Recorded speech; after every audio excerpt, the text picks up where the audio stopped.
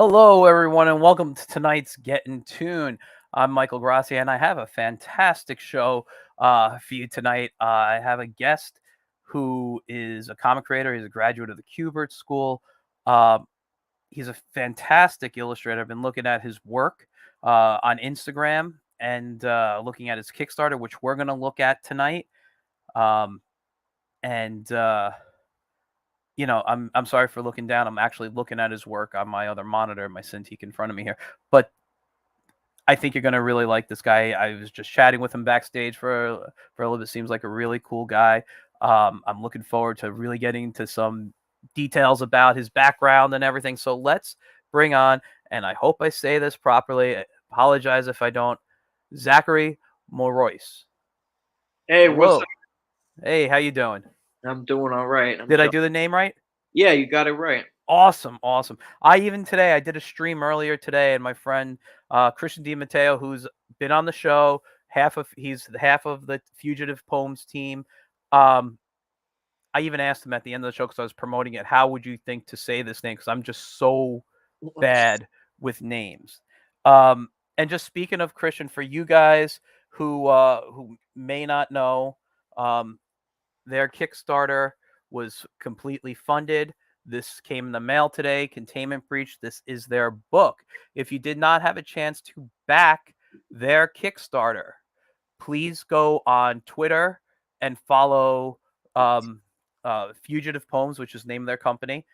Follow Fugitive Poems, and you can message them there, and you can get a copy of the book. It just, dude, like, so many different styles of artwork in here. Everything is just gorgeous. This right here is the story written by Christian DiMatteo and illustrated by James Lyons, who is the other half. Terrific guys.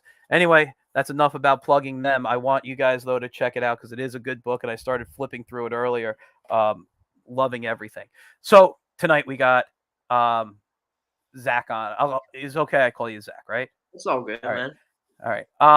So first off, thanks for coming on. I really appreciate it. Um, I love talking to indie artists. That's who I support. That's what I am. Those are the people I see making really great stuff these days. And the use of things like Kickstarter and Indiegogo are the places people are going to find new comics. And hopefully these are comics that eventually make it into the store, so we can get out to a lot more people. Joe Ryan is in the audience. He says, "Hey, Zach." Oh, Jeremy, what's up, man? All right, you know Joe. Did you guys Yeah, go to he Kubert was. together? He was a third-year student when I was a first year, Okay. and yeah, he was pretty much graduating while I entered. All right. Let me put up, before we actually get started, let me put up your social media. So you're on Twitter and Instagram at Zackary's Art. You guys can follow him throughout the show. If we have comments, please drop them in. Mike Lopez says hello. And I don't know why Mike is tuning in right now, which thank you, but I thought he was doing his own show tonight at 8:30. So you can watch his show, the In Credit Chat, after Get in Tune. Go back and watch his in replay. All right. It's a great show. He's got it's about the Muppets tonight. So if you're a Muppet fan, go check out In Credit Chat after Get in Tune is over. So anyway, enough plugging.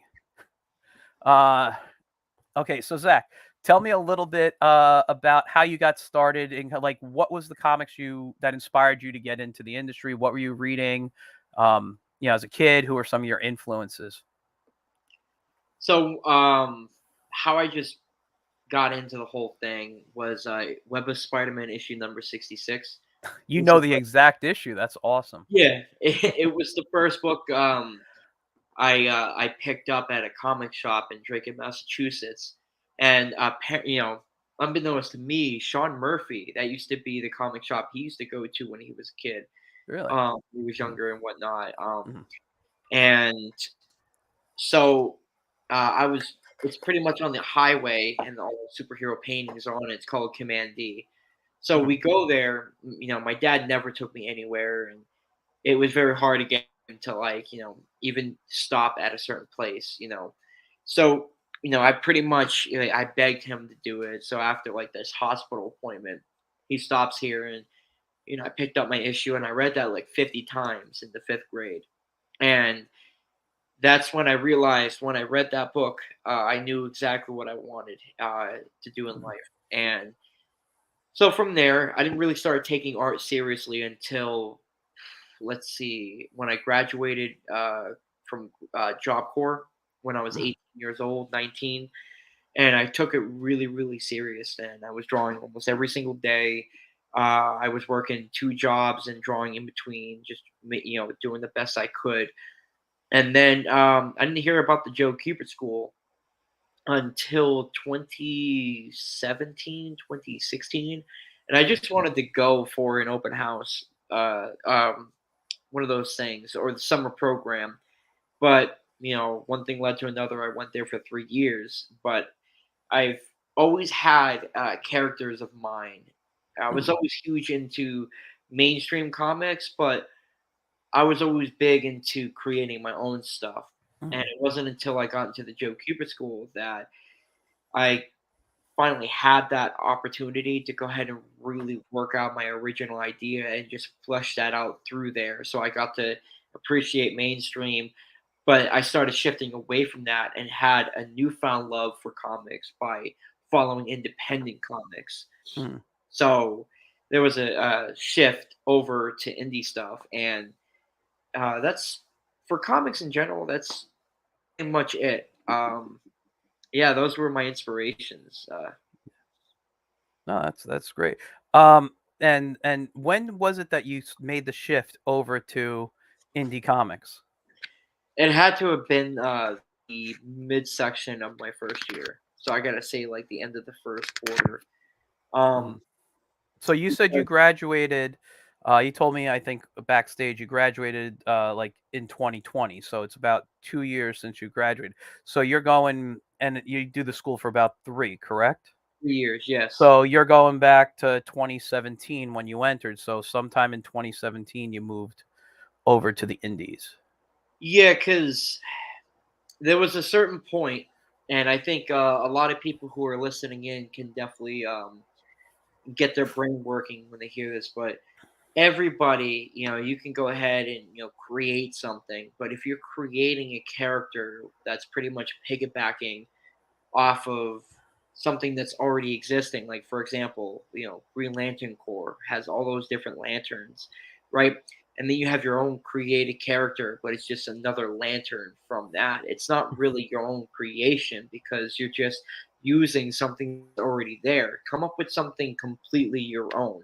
Yeah. So I had this thing, a Spider-Man, my own Spider-Man kind of idea. And then Mm, one of the classmates in my class, somebody pointed out, he's like, dude, stop, no one's gonna care at all that you have an original idea. And the fact that, yeah, you could have that, and let's say if it's a different take on the character, your chances of getting that book actually made, for Marvel is mm, like -1% or something like that. So like just work on focus on your own stuff, get your original stuff out there. So I was like I was really upset, because I got called out, but I really thought about that later on that day, and they were absolutely right, 100%. And that person who called me out was Brett Malagrano, who is actually my writer for my character Sonderon and his okay. voyage for the books that I got slated. Mm, And yeah, it's been that change. It was really that point out was what really started making me change over to indie. yeah. I was looking at things like Xenosaur Tales, Bone, um, Dark Horse Comics presents Rocketeer. Let's see, things that really were that spoke a lot to me had to have been Ultra Mega that came out last year, um, and sci-fi comics like EC sci-fi comics from the 50s. Oh, I great stuff. really, really loved that stuff. So I Yeah. really started. Even creepy comics, creepy present. Mm, I branched away from the whole superhero, and I don't want anything to do with it. It'd be nice to go ahead and do a superhero comic here and there for mainstream comics if I got the chance. I'll definitely bounce on that, but I really really love to get my hands on doing a horror story or a sci-fi story, a romance story, Mhm. and whatnot. So that's where I really, fall in love because those are really, really cool stuff. I think saying that, you speak to a lot of artists, because as someone who grew up on superhero comics, but I also read Uncle Scrooge, I read Archie, I read you put it in front of me, I basically read it as a kid. um and though I leaned more towards the superhero, the action, the adventure stuff, um as I started breaking into the industry back in the late 90s and early 2000s and working, I've only worked in the indie field, which is fine. I love what I'm doing. But I haven't worked on a lot of superhero stuff. Any superhero stuff for the majority has been my own creation, other people's stuff. I'm doing fantasy or I'm doing science fiction, which are two of my strengths. So I tend to back away from superhero work myself. I do enjoy superheroes. I love drawing them. I warm up a lot with different superheroes. Um, Green Lantern's one of my go-to warm-up characters. I love Green Lantern. Same thing with Doctor Fate. But I've always just liked the stuff. I don't have much interest professionally in doing them. But that's not to say I haven't drawn them and wouldn't. Again, I do like them, but I prefer if I'm getting something a little more fantasy. I love drawing nature, so doing fantasy work is great because I get a lot of outdoor, scenery to draw and stuff, and I love doing that. Sci-fi is great, but then there's a little bit more with, oh well, we got to get the ships looking right or whatever type of I'm doing. It's a little bit more perspective heavy and detail oriented in the sci-fi. So, but I think that's great that you kind of have this. This is I know what I want to do, Yeah, and I love that.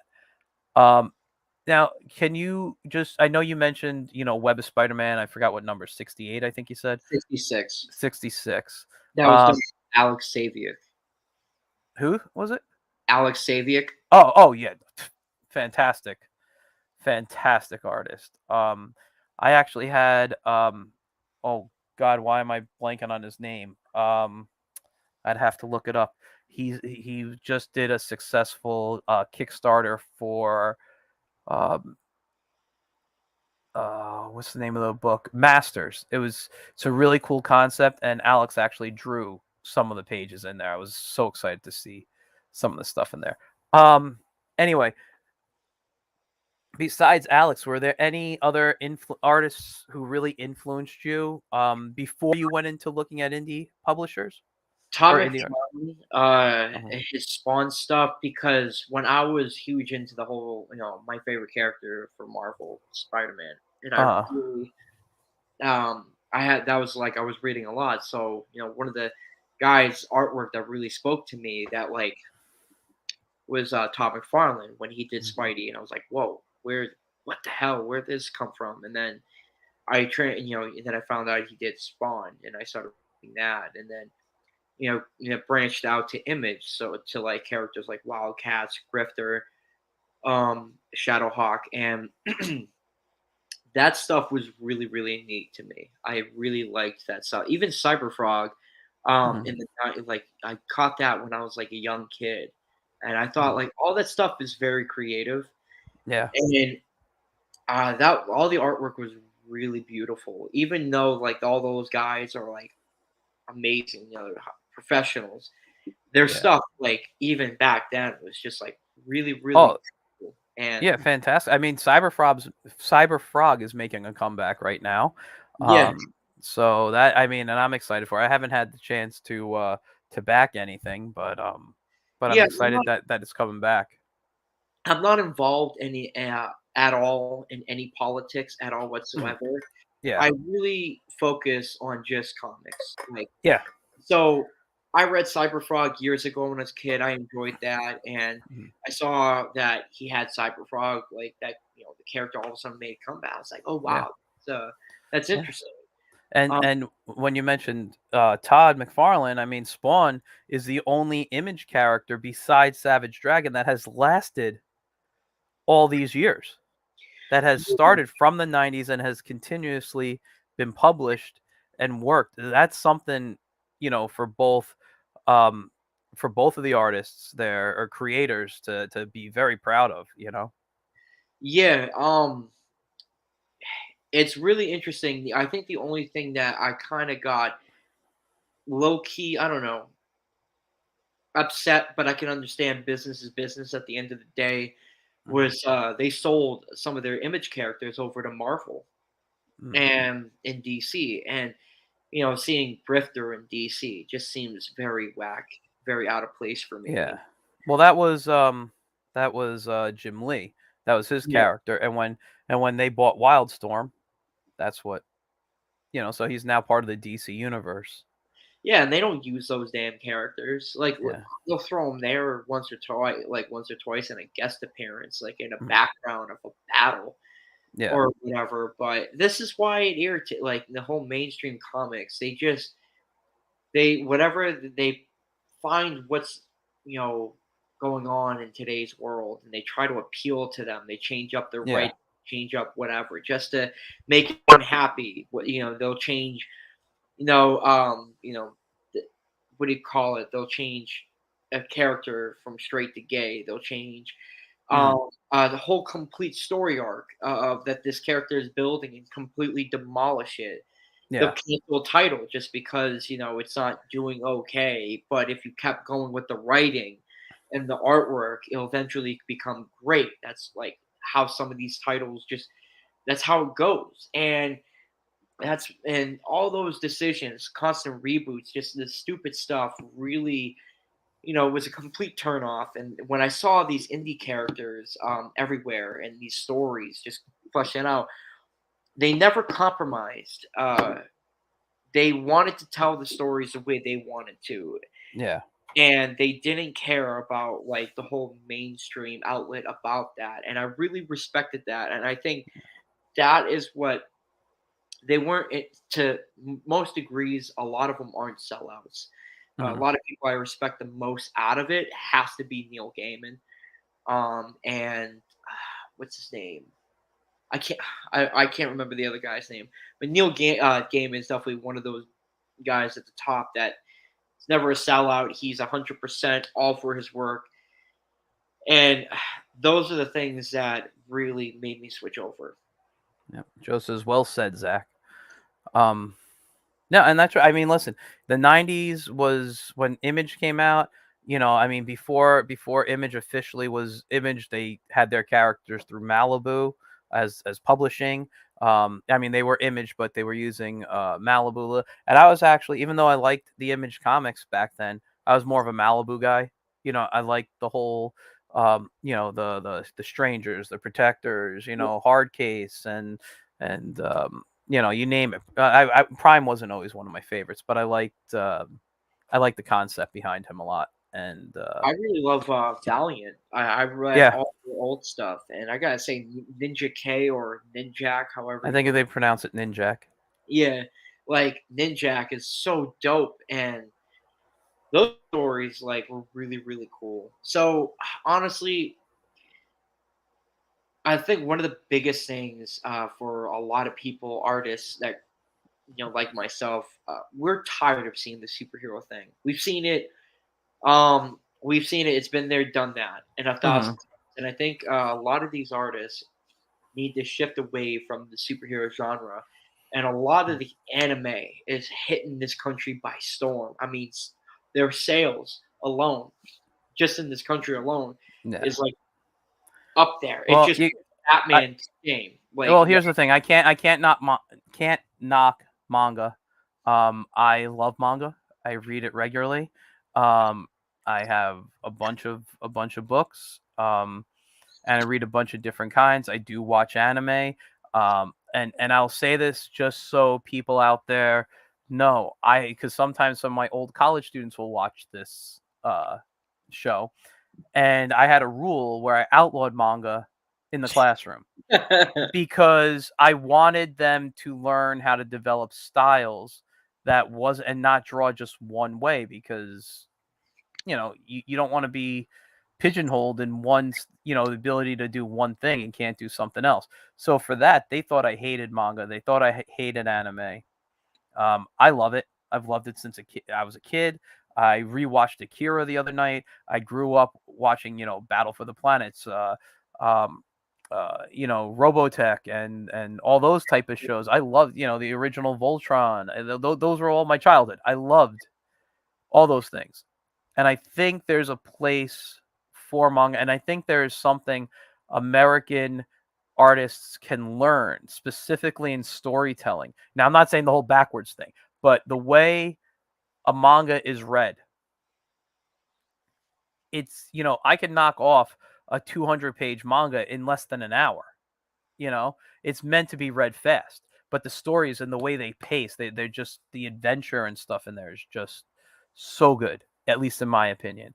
And I can't reach any right now, but I love it. I'll read kids manga, I'll read adult, like older. I tend to stay more towards like the teen and young adult books. I find those stories a little more interesting. But I don't think manga is the issue that people are making it out to be personally in the country. I think it's what you said. People are tired of certain things. They're tired of superheroes. They're tired of, and this is what's being thrown down our throats, pushed at us on a regular basis. When you go into any comic shop, it's a big DC and big Marvel area. And a lot of the times the indies are not popular in the stores. Excuse me. And I work with a lot of kids. Not everybody likes superheroes.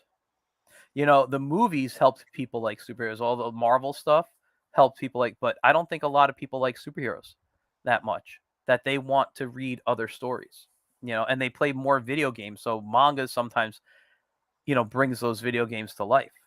I'm reading a Zelda book right now. It's, Actually, one of the biggest things I got into, it is a manga, but it's got to be He-Man Masters of the Universe. mhm, Um, I'm loving everything He-Man right now, mhm. and I'm just like listening in on all the shows, and I don't like the Revelation show. I think they Okay. completely butcher the whole He-Man thing. Mhm, Because I watched all the filmation in the mhm. 2001 reboot where like Yeah. continues that lore. Then you got Did you Revelations, which is like yeah. whoa. Did you ever watch the '90s reboot that they did where they put him into the future? Yeah, I don't like that. I See, I think love the designs in that. To me, that is one of the best designed, not He-Man, but Adam specifically is one of my favorite designs in that. But I love how they did Skeletor, how he was basically Jack Nicholson, um, and I love all the mutants that they had. I love the designs in there. And what a lot of people don't know about the show is that if it ran for a second season, you would have found out the planet he was on was actually Eternia in the future. It was right. Primus. It was called Primus, but it was actually the future of Eternia. Yeah, So, I don't like it, but I do respect the fact that they decided to keep going forward. It's kind of like one of those things where what was that thing? That Spider-Man show. It was like Spider-Man, but he was like in the future on another planet. oh, Spider. Oh, I It was know the in one. the Yeah, I 90s, know. yeah, it went for one season, but they kind of Yeah, like did that just to like move it forward in the future. So yeah, I get what they did, and I respect the fact that they actually tried to kept pushing it forward. I'd yeah. rather see that than having them just constantly keep redoing it and redoing it. Hmm. I don't like that. Well, um, I mean, everyone has their own opinions. But I think I like, I'm a big He-Man fan. I'm not gonna lie. I can pull right here, and whoops, I dropped him, but I got my little He-Man that sits on the desk in front of me.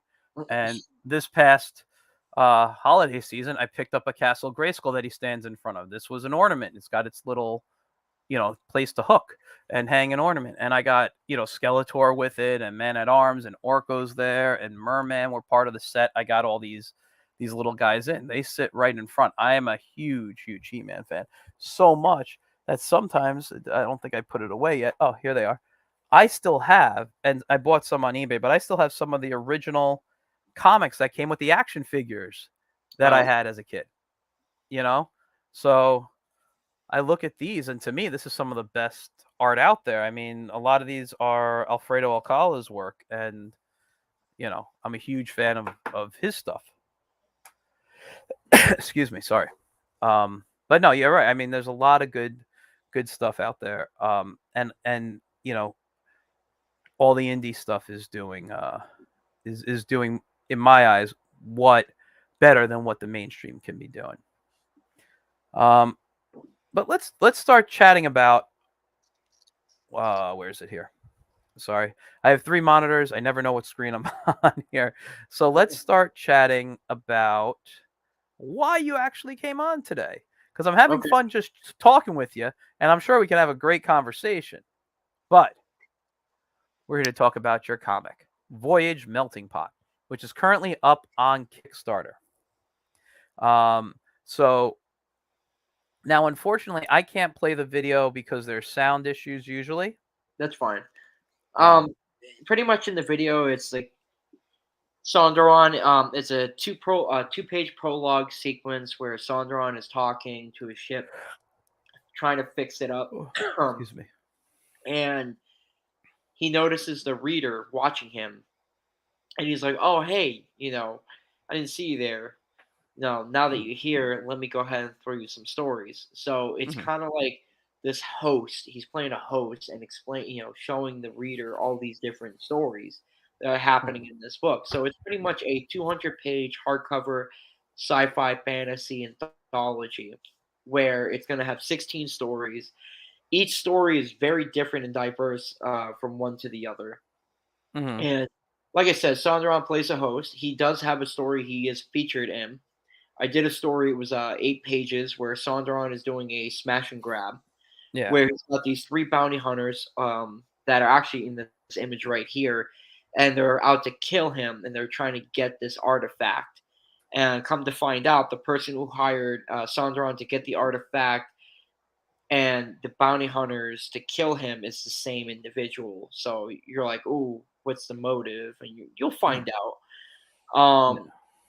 But that's just for my story alone. A lot of other characters, like Scorn, a pot smoking demon, who is too high when he delivers some souls to his lord, where his lord is like, "Well, you need to go out and because you screwed this up, you need to go out and kill this individual you failed, some time ago," which is a character called Mothman from Motheria. And then you Okay. have another character, which is Slothman, which is a character created by the Nazis. But he's in this story, he's resided on this planet, which is like a peppermint patty planet, with Mhm, all these peppermint people that he rules over in the kingdom. And there's this villain called the Swinelator, which is a pig with wings, who has to, come over there and kill him. And so there's this clash between the two. And then you have, Alva, this magical fantasy character from that has a lot of her stuff, her lore is strongly connected to Norse mythology. mhm. Then you have Bartholomew, which is a useless knight. Troglodyte the Barbarian. Um, let's see. It's just a lot of these characters I can go on and on and on. Yeah, yeah. I'm just scrolling through the art as you talk to show the audience, and I love what I'm saying. Now, all this art, is this all you? No, no, no. Oh, It's me and 23 other Cupid School graduates. We wow. all I was able to bring them all together. Actually, and I even got a lot of cool things in it, like Zone from Dark Horse Comics Presents from the late 80s, 90s. I Mm, was able to get Michael Kreger to come back and do a story for that. And nice. um, Bob Harden with his Rat Rod Daddy story. So he's got a lot of Rat Fink inspiration. This story Mhm. focuses on a family Yeah. um, that drives a lot of these automobiles, and it's it's really really cool. Yeah, like I said, it's a hardcover book. It's a big book, and it's a lot of work. But we're at 90%, 92% done. All artwork is all set. Wow. We just need to design the in between pages, edit, and do the last little bit of things. But that's pretty much where we're at. Yeah. I mean, listen, that sounds pretty great. And I'm just going through this, and this stuff looks gorgeous. A lot of Thanks. this art I'm seeing is beautiful.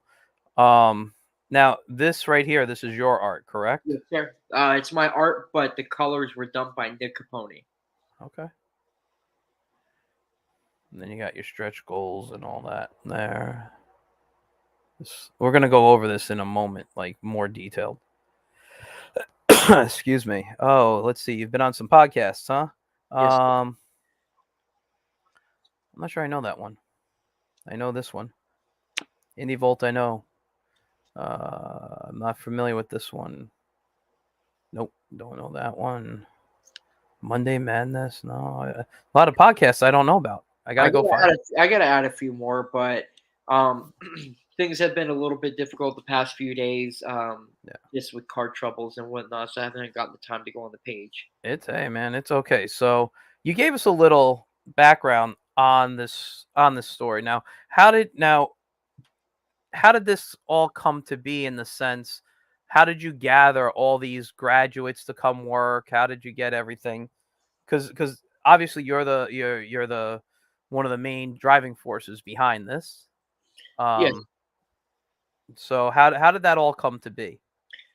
when I was in the Cuba school, like I said, I was designing very heavily on this character Sandaron, Hmm. and let me let me put it to you like this: when you read sci-fi comics, you're always reading it through the perspective of a human being. Hmm. And I love aliens. I love the whole thing. Um, and if you're gonna, and I'm that person. If you're gonna, throw an alien story, a sci-fi story at me, then friggin' make the main character an alien. Why the hell does a human have to be in the story? What makes the human so important? If Hmm. I'm watching the Predator movie, why can't I watch it through the eyes of the Predator? So it makes the story that much more interesting, and that's really made what made me nail that idea. It was like, you know what, this character is going to be an alien, uh, Hmm. and you know, tell all my stories through him. So I had to get a lot of the backstory done. Um, I'm not that good of a writer, but I know exactly what I want. I had a whole pamphlet, just everything that I wanted, everything that I knew was going to happen, but I needed the fine point details in the writing section to be fine tuned. Hmm. Um, but I had to move forward, and the best way to write a character, you do the art and you focus on the writing of what they're in the middle of doing currently. Don't backtrack to their origin. So that's what I did. So when Yeah. the second year of the Cuba School started, I went ahead and said, you know what, screw it. I'm gonna go ahead and make an anthology book because I'm that far ahead with this character. I know what to do, how to use them.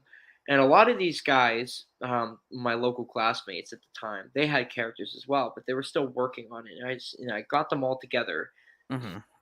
to go ahead and do the first volume, and it wasn't easy. It really wasn't easy. I think the reason why a lot of these guys I was able, because it was 23 for the first volume, and I think a lot of people that worked with me, um, I'm not a I'm a goofy guy to work with, and it's hard to like kind of like look past that goofy side of me to like take me seriously.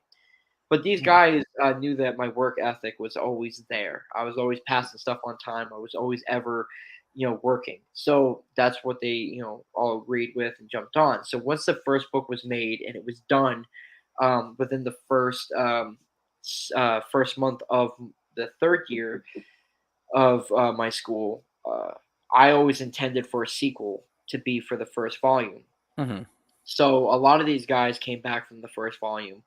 But before I started the second volume, I wanted to do a solo book, just focusing strictly on Sonderon without any of the other characters. So that's when I Hmm. launched Voyage the Call on Kickstarter, which funded last year in January, and that Okay. gave everybody the whole shebang of what Sonderon really is.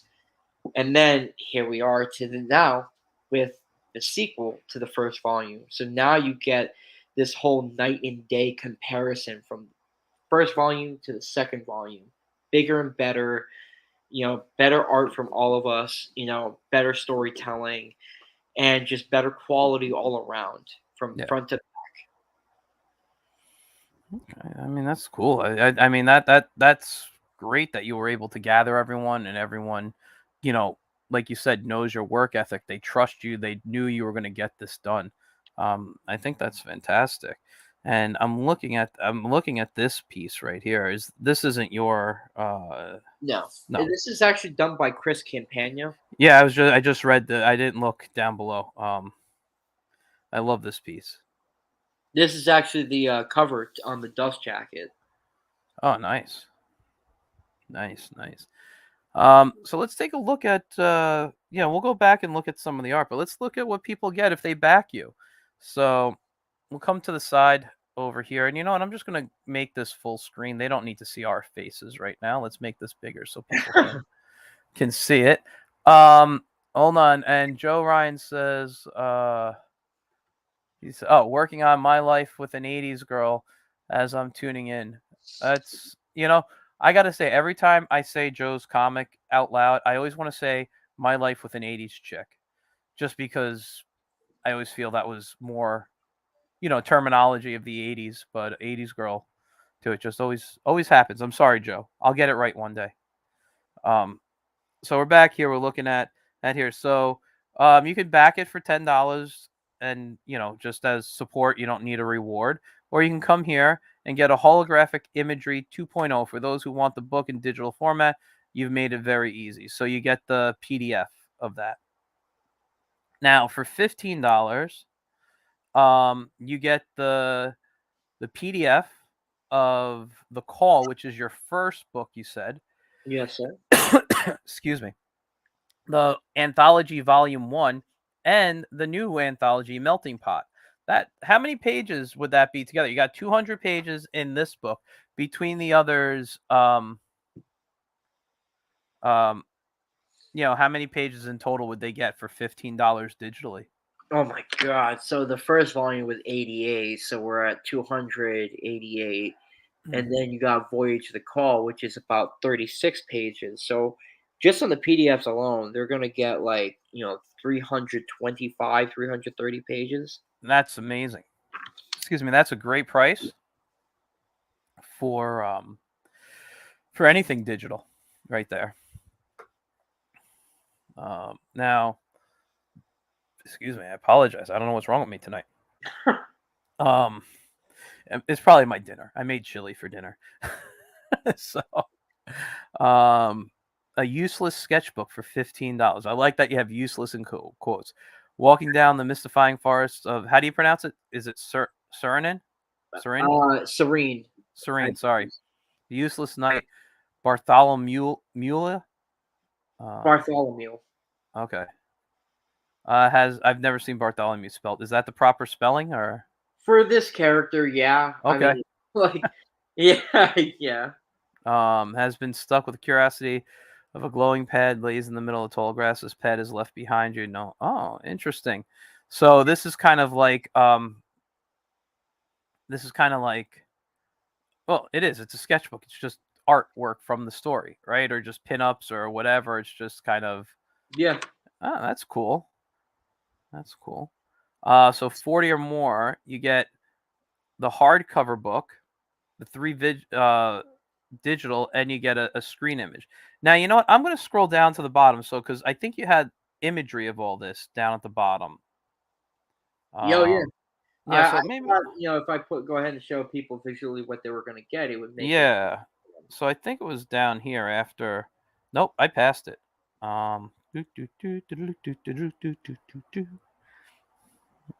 That's a stretch goes before the stretch goals. So here are the tiers. The 15. This is the digital bundle. This is the Melting Pot bundle, and that one has a desktop screen image. At $50, you go to the, is that Alvas magical print? $50, you get the desktop screen image, the useless sketchbook, the holographic print, 3-book digital, and you get the hardcover. Now, is the sketchbook, is that a digital or is that a printed? No, it's printed. Okay, that's cool. It's definitely going to be a print on demand on that one. Because Mm-hmm. we want to show everyone raw quality of what it took to put this book together for all the characters, scripts, and stuff like that. So $75 is the Trog and Pig Bars inventory. Yep, that's So where we go ahead and everything that I said before, plus a T-shirt. okay. Oh, so you add in the T-shirt. Okay, now at $100, which you don't have on here. Oh, excuse me, because it's the retailer only. So they're gonna get 5 copies of the hardcover book, and you already have 2 backers on that. I think that's fantastic. Retailer tiers, to me, are some of the most important things to have on Kickstarters and Indiegogos. I want to see, this is how you guys get them in the store, and a lot of retailers, and I've spoken to a few, and I've had actually one on my show a while back. They said they're starting to look at Kickstarters and looking at Indiegogos because they're seeing people are looking for different comics. A lot of their customers come into the store and will tell them, "Hey, look, I just backed this Kickstarter. Check it out." And they do what they can. So if there's a retailer tier there, one of the best things, and I'm thrilled to see that you got 2 backers already on. Love to see more from the store. So any store watching, you guys check this out here. So then we go $200. You're basically getting everything, but now a Jack French commission, which Yep. looks creepy as hell, and Oh, he's got some good stuff. yeah, I like that. And then at $250, it's all the same stuff, but it's your commission now.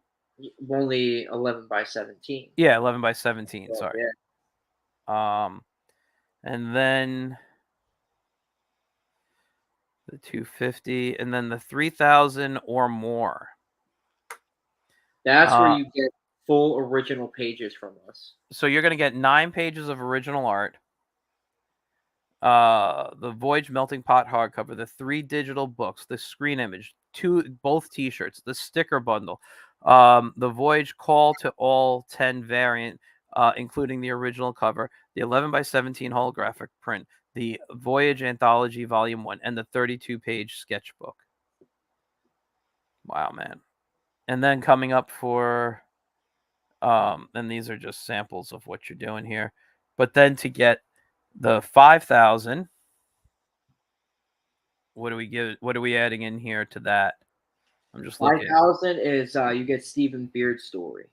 Everything that from the previous. Oh, okay. Yeah. 8 pages. All right. Oh, up here. I was just looking to see what it includes. I should read a little more. And then 6,000. You get my story. You get all the pages from that plus the covers. Nice. And then the $35 the early bird is out, which was the hardcover, the PDF, the screen image, the anthology, and all the digital stuff. Wow. That was a good early bird. I'll be honest, I wish I knew about this when you had the early bird out. That is a great deal for everything. And these are all. I like to give people, everything that they put their money down on. And I like to give more, honestly, because the more that they know about my character through the product, the better it is for me in the end. Yeah. No, totally. I agree. This is gorgeous stuff here. I mean, this is the screen image that they're going to get. Yep. That's also the hardcover part of the book where Chris Companion's dust jacket fits right on over that. Mm-hmm. Oh, man, that is... It just... The work is beautiful. And just out of curiosity, do you have another story for this character ready to go when... Wow. So it'd be a 3rd anthology then.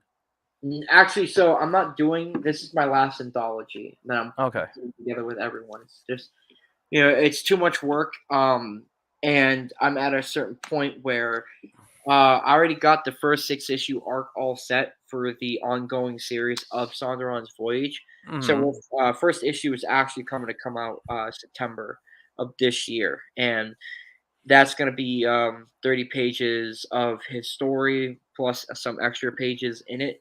Yeah. But I'm going to be focusing on the lore this time, and I'm just going to show nothing but Sonderon from here on out. Okay. And is that going to be up on a Kickstarter as well, or? It really all depends because once however this campaign goes, it really gives me an insight of how people receive the character and whatnot. So, there's a lot of different ways I can go about doing it, but I'm definitely teeter tottering towards throwing it on Kickstarter and whatnot. I want Mhm. to. I'd like to. Yeah. Excuse me. No, I say because a lot of people do Kickstarter. That's why I was just asking. Now obviously you're doing one. You've already won a success. You had one that was successful. You got another 15 days to go. To make this one successful. Um, I don't see why you can't do it. I think it sounds like it's a great story. I think there's a lot of great anthologies out there. Um, and there are people out there who kind of knock anthologies sometimes because they're like, I just want one story. I want one, whatever. A lot of people don't realize when comics started back, and going even into like the 50s and 60s, most of the books were anthologies. Technically, you'd get, a superhero story, you get a romance story, you get a kid's silly, animal character or whatever. It was like all these different stories just put together. It may have not had a theme to it like a lot of anthologies do now, but it really was books of anthology people were going out and buying and spending their money on. So I like seeing that. I like reading anthologies because me specifically, I get to see a lot of different artists. I get to see a lot of different writers. Um, people I may want to reach out to. Um,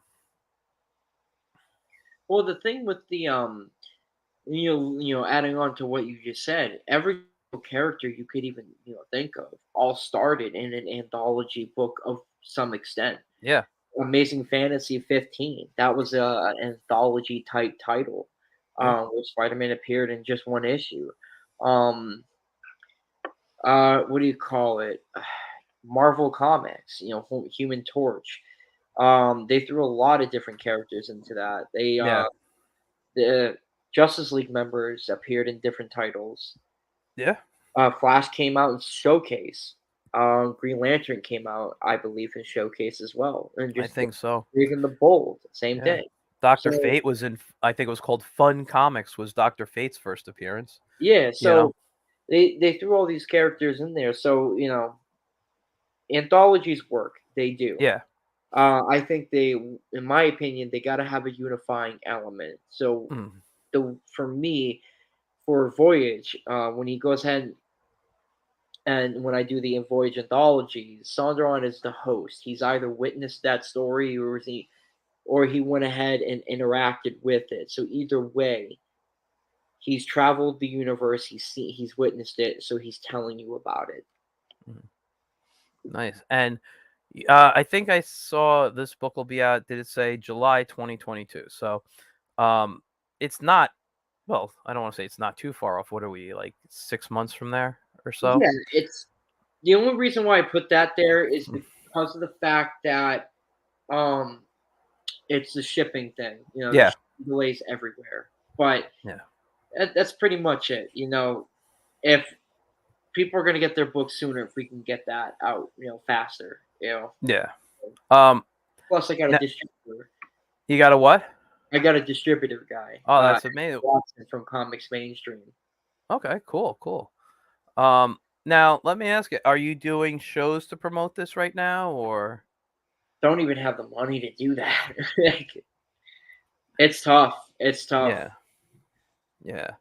And out of curiosity, anybody working on this book with you do they have their own books out, or they have their own characters, or are they working for anything mainstream, indie? What's going on with the artists? Because I mean, I'd love for you to promote and give a shout out to anybody working on other stuff, so we can know where we can find their work.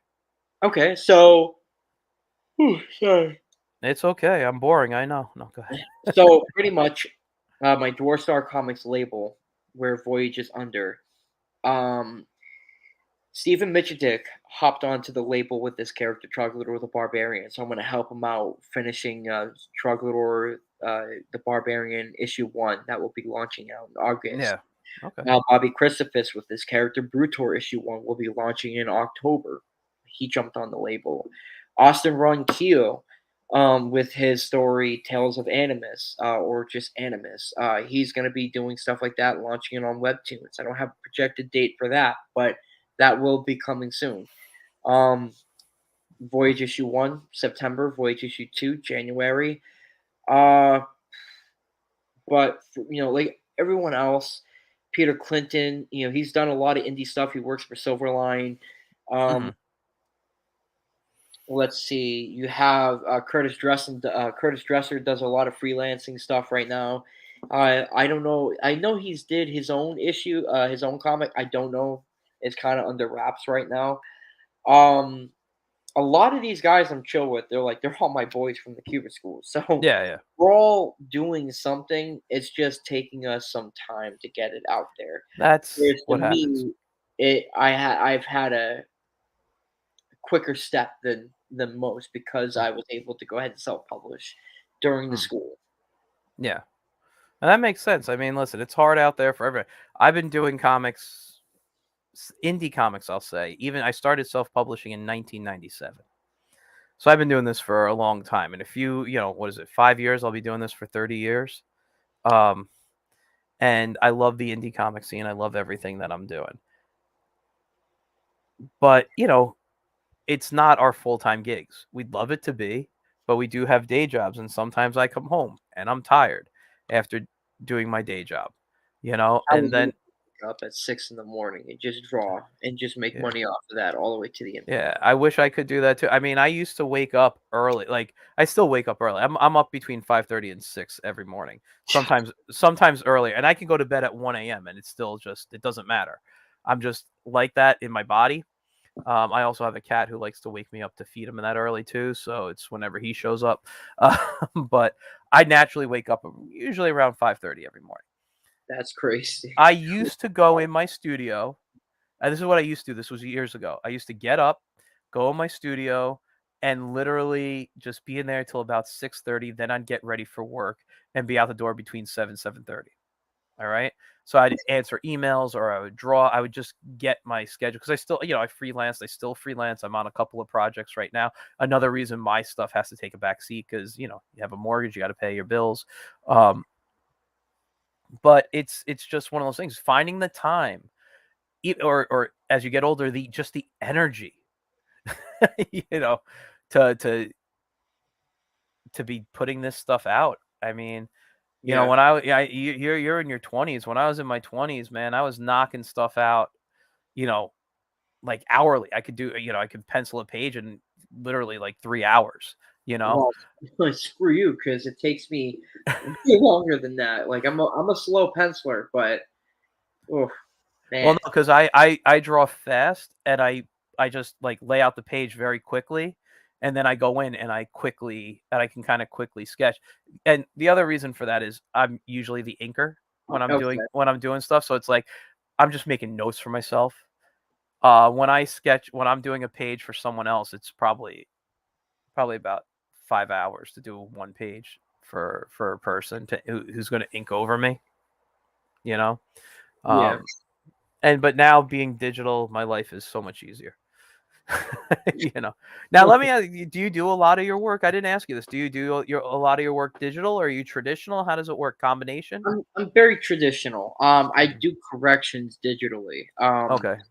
But a lot of most of the time I'm traditional. And then I got Adam Quinones, who does a lot of he does he draws a lot of his stuff. But I love his color work. Hmm. His color palette is just beautiful, and it matches the vision of what I see for Yeah. his story. So Yeah. he Yeah. does a lot of the colors on top of my light Okay. art. For I'm doing something different this time where for Voyage, for the ongoing series, I'm only going to stick to the penciling because it's just going to churn the books out faster. And Yeah.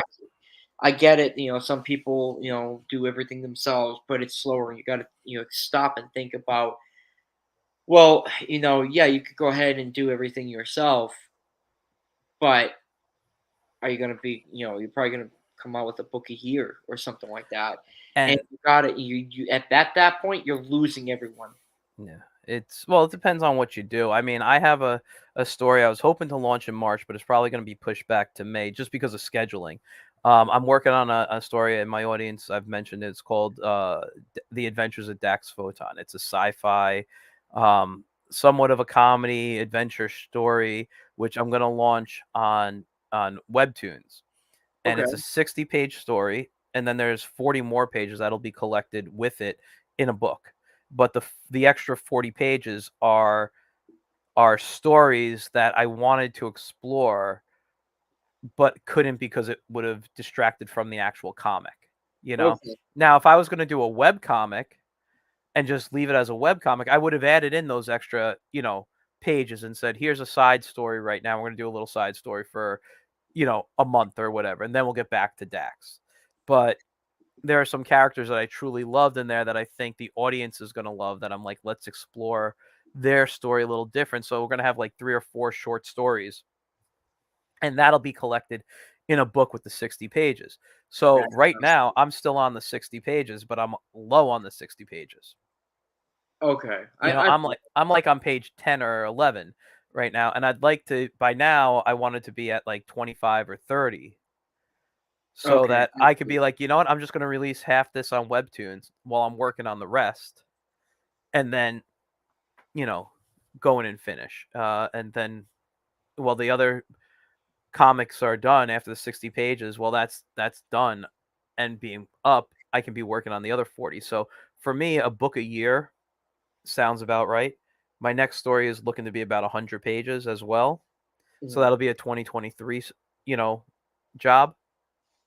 So I'm kind of planning out what can I do, and in between that, I do have other short stories that I want to do. It's like, I have an 8-page comic I want to draw, or a 12-page comic, and I'll probably do that. And whether I throw them up on like Webtoon, or just make downloadable PDFs or something for people, you know.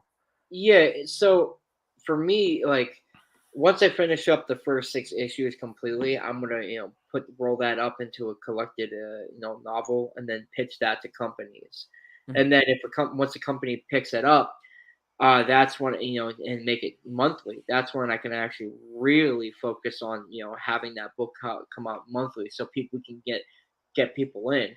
And Mhm. one of the companies I got my eye on is Keen Spot. One Mhm. of the guys that I really like, and I'm chill with him, is Eric Klaus from Ninjas and Robots, Mhm. who's done pretty well with that book there.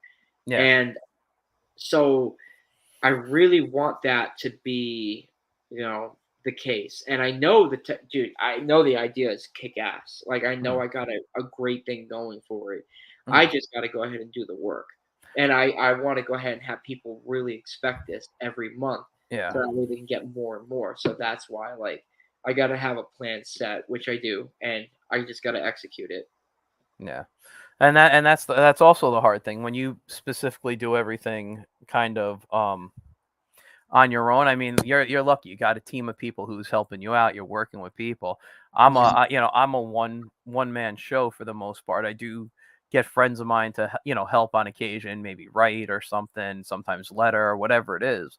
But for the most part, I'm a one man show, and it's May not that I I ask, what. Go ahead. I apologize. May I ask, how come you do everything yourself? In, I'm a to jerk. No, it's working with people. No, the truth is, I have so many stories in my head, and I can't afford to hire people. So I want to get the stories out, but I got a lot of friends who'll be like, I'll be like, listen, I have this idea for a character. Um, I want you to, if you're up for it, you write the story for me. Some people, if I can throw, and when I can throw them money, I'll always throw them cash. I never, I never say they're doing it for free, but I've helped my friends out. They're like, "Can you do a pinup for me?" Or "I have this character idea, but I can't flesh it out. Can you help me Right. out?" And so I'll do things like that. Or can you just read my comic and tell me if just the script, and tell me if you see any plot holes or whatever. So we kind of just, it's almost like a bartering system for the Right. most part with us, and I'm cool with that. But I feel I'm trying to build it's my audience knows I've had medical issues on and off for years. That is also another reason why I'm very slow on things. And I'm like, oh, I'm working on something, then it disappears for a while because whether it's illness or something came up, and then I don't go back to it so it doesn't. So sometimes it looks like I don't finish what I start, although I do. It's just sometimes It's the time frame happens because I have other stuff going on that has to take priority. Um, Dax Photon is a major priority in my life. I love the story. The guy I got to write it, he got the character so well. He understood it, and because I'm like, I just want to draw it. I don't want to write it. And so I got someone to write it for me. And what and I always tell the story, I've told it on the air before. There was a scene between two characters that I knew was coming. I said, I want this in the story. This has to happen when these two characters at this part of the story. I knew it was happening. Even when I read it, the guy made me cry. Like, he wow. wrote it so beautifully, and I knew what was coming, and I knew the argument that was coming up between these characters, and the way they wrote this, he wrote this argument. I started tearing up. I'm like, I got, like, it was the, and it's now it's in my head, like, and I've told him this. Sometimes I've backed away from drawing because I feel like my art won't do justice to his script. And it's like, Get it. I I get was it. like, oh my God, like, you wrote what I had in my head so beautifully, like, it just should be prose now and forget the comic. But no, it's gonna be a fun, kid friendly. All my stuff's very kid friendly. Um, so it's gonna be a fun, kid friendly story that pays tribute to the sci-fi of the past that I loved, like Flash Gordon, Buck Rogers, all that stuff, type of era of comics. My style of drawing for this is very much like Looney Tunes meets Hanna-Barbera. So, like, it's got those type of styles of design. Sometimes I don't know if you follow like animation, because I'm also an animator and I love animation. But Maurice Noble, who did the layouts on the Chuck Jones unit, who was the first guy like in animation to say, let's make our characters the star and not have these beautiful backgrounds that they're fading into. And then like backgrounds for Duck Dodgers in the 24th and One Half Century and What's Opera Doc and all the Roadrunner cartoons. These were all his concepts and designs. And I'll look at what he does. I have his book, like the art.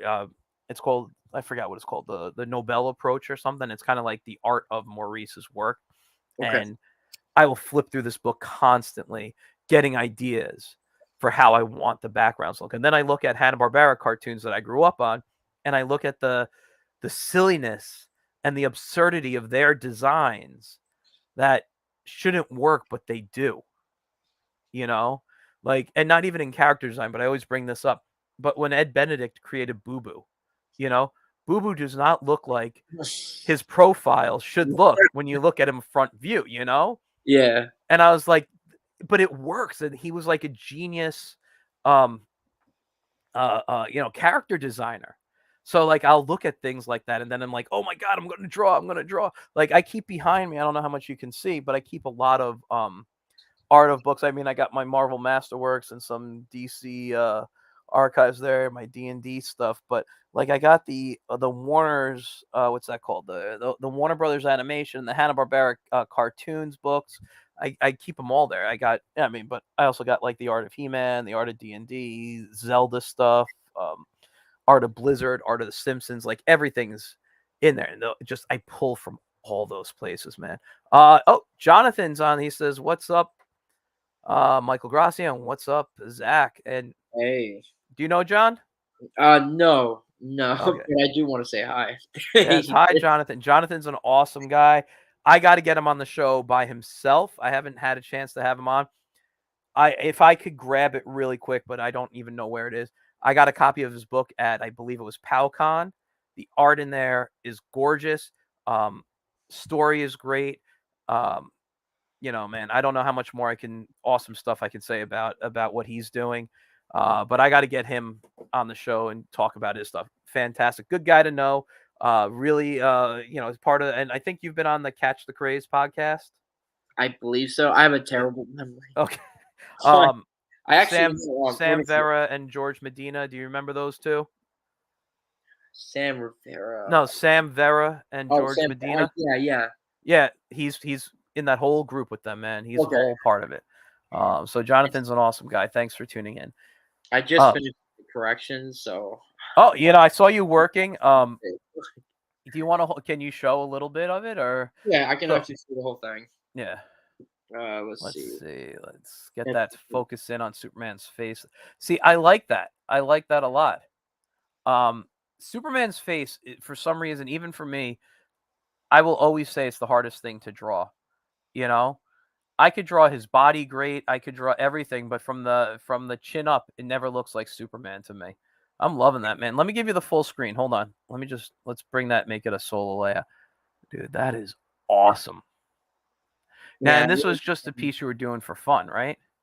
Well, so I did it a while ago, but there was obviously Superman's face. There was things about it I hated, so I was doing corrections while Yeah. while we were talking and No, whatnot. it's So just fine, dude. I make it a working show. You know how many times I have friends come on here and they're just drawing while they're talking to me? I mean, it's fine. I'm totally cool with that.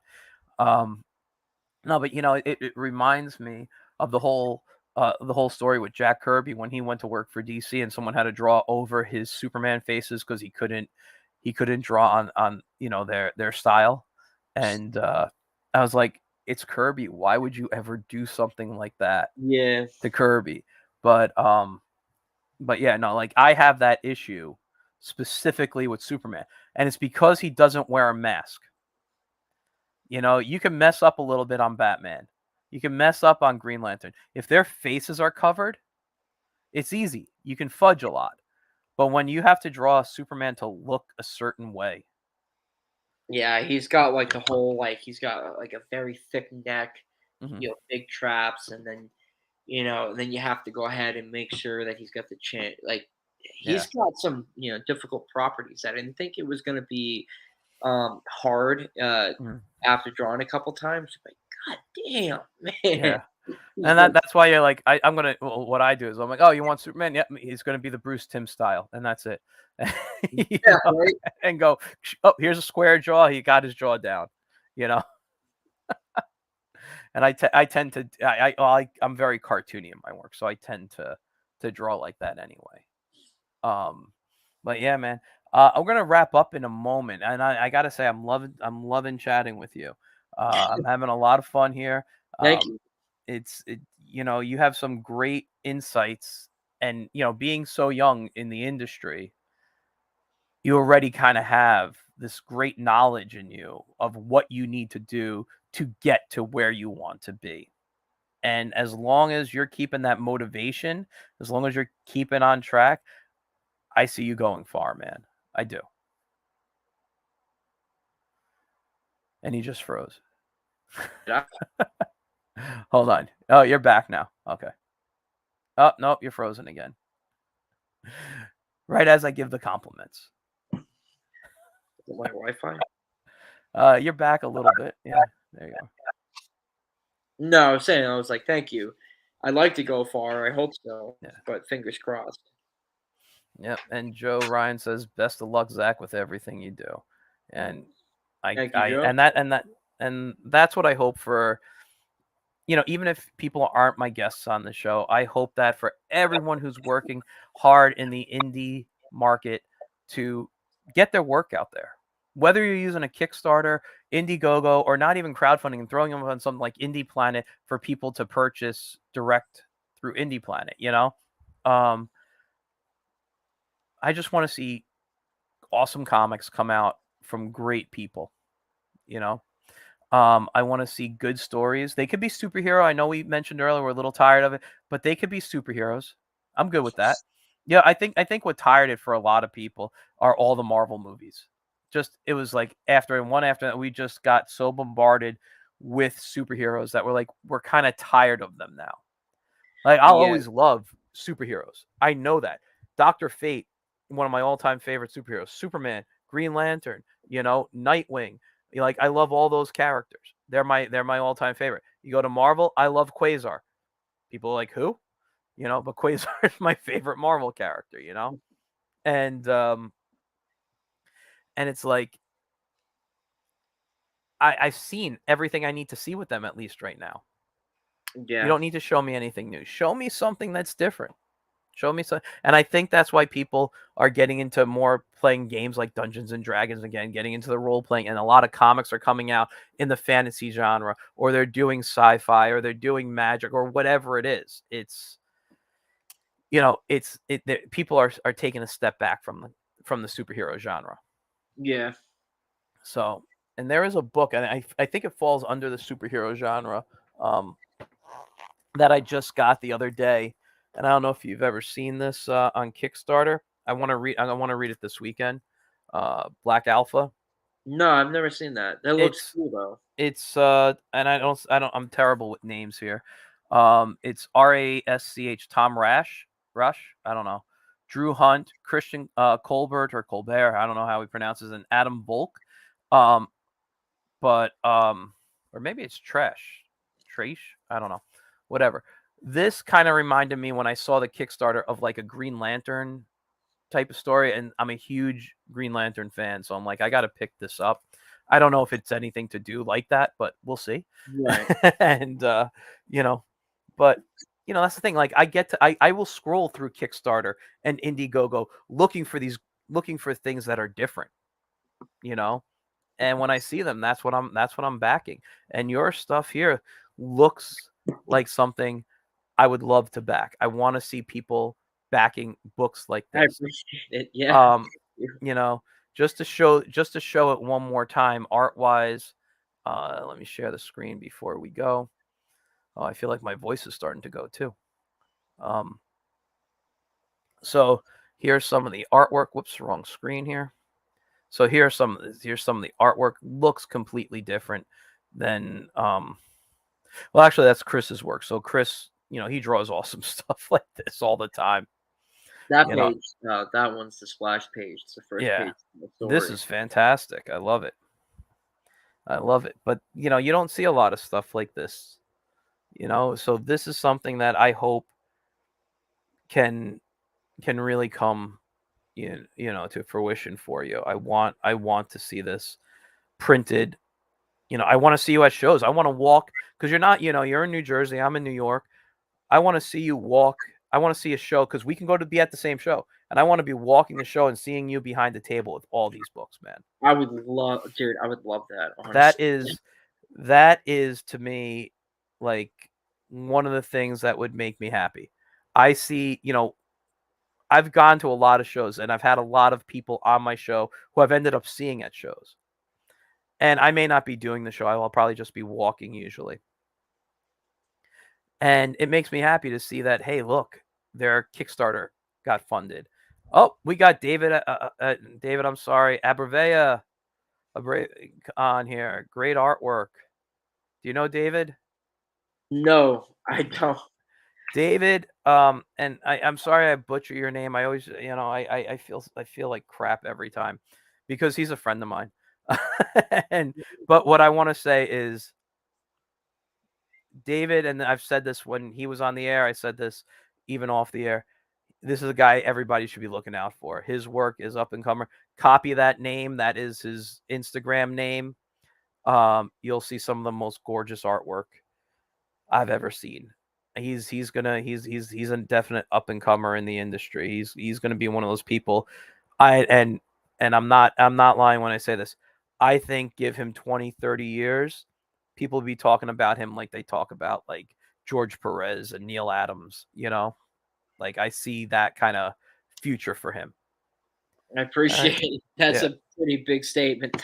That's his that's how I see David. But I see you getting up there too, man. I mean, your work is gorgeous. Gorgeous No, I don't stuff. say I don't say that to be rude, but like, oh my god, these guys are like up there, and Yeah, but I yeah, mean, what people don't realize is styles change, artwork changes, and what people are into and what they like and what people are will change as well. So what's popular right now in a year could be done, yeah, that, you know? And the style that you draw in, hopefully people will still want. But like I'm saying, like the way I'm seeing the pages and I'm following this without words, you know, that's a sign of great artists, you know, and great storytellers, and that's what I'm seeing here, man. I love this. This is a great page, great splash page right here. Anyway, man, I gotta start winding down for the night. I do have a job in the morning I need to go to. all right, man. Thank Um, you for having me on so the show. yeah, no, before we go, you guys, I just want to say, scrolling throughout has been Zach's social media on Twitter and Instagram. So Zackary's art or at Zackary's art, you can find him.